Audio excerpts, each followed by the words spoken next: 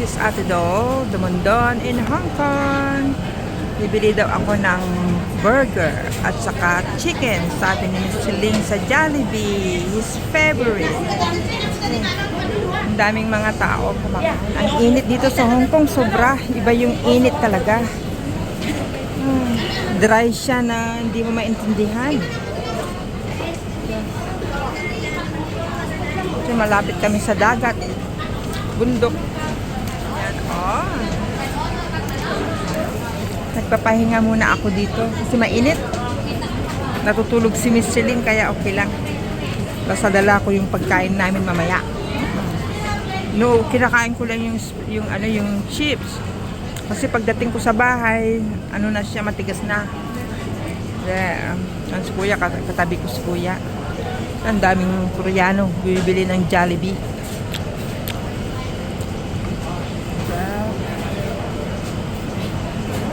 Kain ko tayo ng Jollibee, pero hindi ko kainin dito yung Jollibee ko. French fries lang.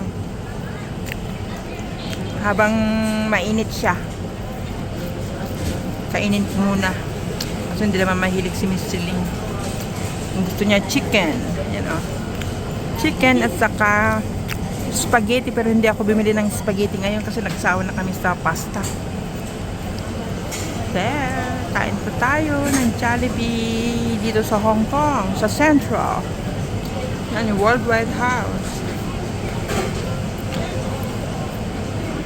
Yeah. Daming tao. It's lunchtime. Yeah.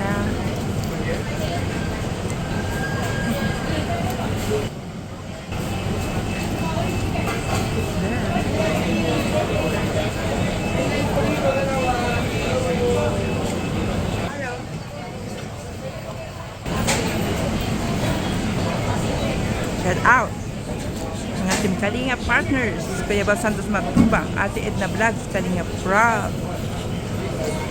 sa lahat ng mga sponsors, viewers, supporters ni Team Kalinga.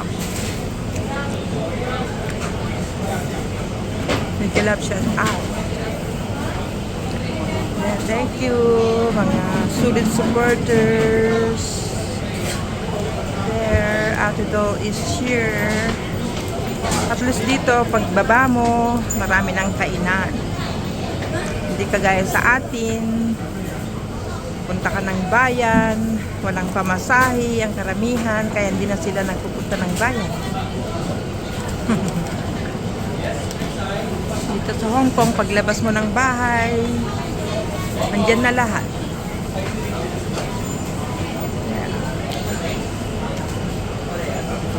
Bye for now. Thank you. Malapit na akong matapos. Nag-aantay na si Miss Ling doon. Bye, thank you.